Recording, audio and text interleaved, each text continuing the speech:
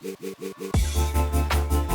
we are going to talk about one of the most busiest and misunderstood topics in plastic surgery, and this one is the corset surgery. Who is a board certified plastic surgeon who is going to explain to us what is this procedure, who is the right candidate for this. Those women who have already had their pregnancies, who are in their 30s, usually 40s, around there, so they want to rebuild themselves.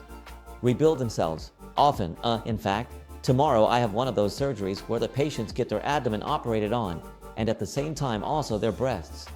That's what's called a mummy makeover, because they also had breast ptosis from having had pregnancies, so sometimes they get everything reconstructed in a single surgical session. What is the recovery like for this kind of procedure? Well, in general, in my case, I perform all the procedures, including abdominoplasty, with sedation, not with general anesthesia. So, since we don't use general anesthesia, the risks are greatly reduced. The patient will be completely asleep. They won't notice anything. So, that's how we work, and, as I said, the risks are much lower, there's less chance of nausea and vomiting, and the patient wakes up better after surgery. And abdominoplasty can take about 2 to 3 hours in the operating room. In most cases, I do it on an outpatient basis.